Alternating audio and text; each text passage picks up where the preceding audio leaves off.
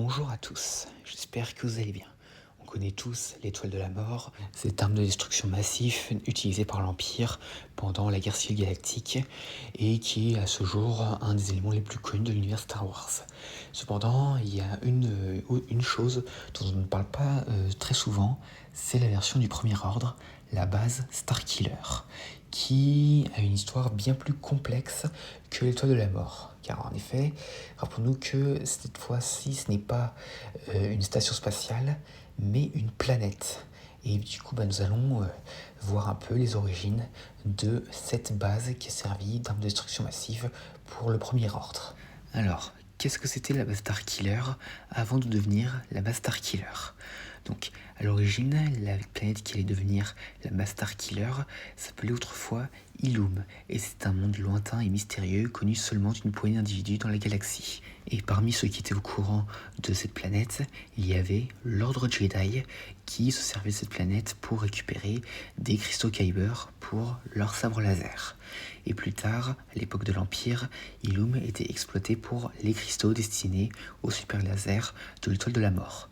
L'exploitation excessive des cristaux Kyber qui en résulta forma sur la planète une énorme tranchée qui abritera plus tard la super arme Starkiller.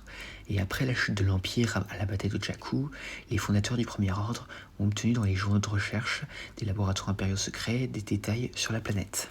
Et ils choisissèrent alors Ilum pour construire leur nouvelle super arme. Le Premier Ordre arriverait sur la planète peu après la bataille et commencerait la construction. La planète était initialement explorée par des équipes de snowtroopers qui ont éliminé toute forme de vie indigène qui aurait pu constituer une menace pour le futur vaste projet d'excavation et de construction. Ilum est rapidement devenu connu sous le nom de base Starkiller et est devenu le quartier général officieux du Premier Ordre.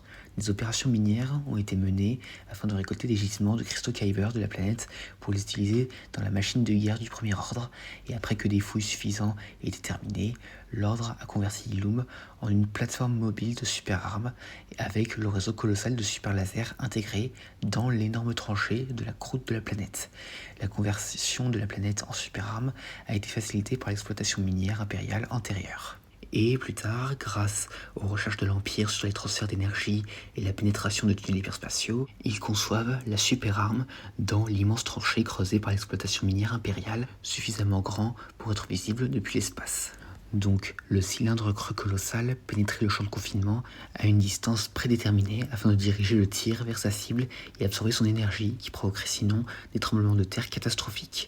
Cette conception rendait l'arme vulnérable lorsqu'elle était complètement chargée, car la destruction de l'oscillateur du champ de confinement juste avant le tir libérerait ainsi l'énergie accumulée, non pas à travers le cylindre de tir, mais dans tout le noyau planétaire où elle était retenue, ce qui entraînerait ainsi l'effondrement progressif de la surface dans le noyau.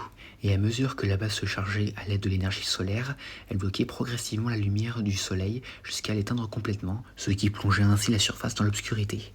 Pour que l'arme puisse tirer, ces ingénieurs devaient ouvrir une brèche dans le champ de confinement permettant à l'énergie collectée de s'échapper du noyau par l'ouverture cylindrique creusée située aux antipodes de la planète par rapport au collecteur stellaire. Au cours du processus, l'énergie se transformait en état appelé énergie fantôme et quittait la planète, creusant un trou dans l'hyperespace selon une trajectoire parfaitement linéaire.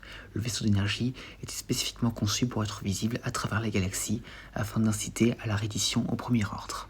Et donc, une fois l'arme terminée, la base Starkiller draina l'énergie du soleil du système d'Assal pour ainsi préparer la future mise à feu. Et sur la base, des Stormtroopers tels que notamment FN-2187, celui qui deviendra plus tard Finn, gardaient les sols propres à l'aide de serpillères. Donc à l'origine, la base était placée sous le commandement de l'amiral du Premier Ordre, Brooks. Mais après avoir été bloqué sur une planète isolée avec Kylo Ren, le général Hux et le capitaine Phasma l'affrontèrent sur la base Starkiller en raison d'un sabotage, et Hux tua l'amiral, obtenant ainsi le commandement de la base. Et tiens d'ailleurs, en parlant de Kylo Ren, justement, comme son grand-père Dark Vador à l'époque sur l'étoile de la mort, il avait des émotions assez mitigées sur la station. Et comme Vador, il n'a pas non plus soutenu l'idée. Même si la raison est bien différente parce que Kylo était bien plus investi dans la traque de Luke Skywalker que sur l'armement militaire et tout.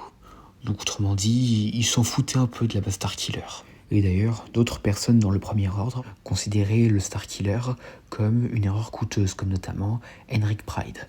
Et pour ce qui est de la suite, eh bien, vous la connaissez avec le réveil de la force.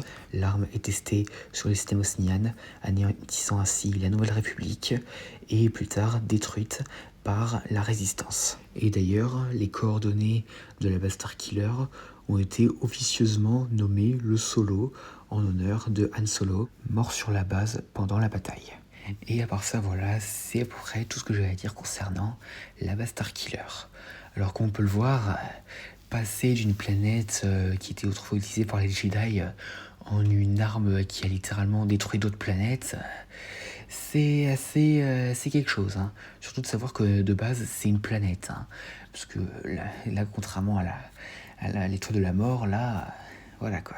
Et tiens d'ailleurs, n'hésitez pas à dire dans les commentaires laquelle de ces deux armes préfériez-vous, l'étoile de la mort ou la base Starkiller. Et donc voilà, j'espère que cette vidéo vous aura plu, n'hésitez pas à me dire ça dans les commentaires, et à la prochaine. Et n'oubliez pas, cette journée verra la fin de la République.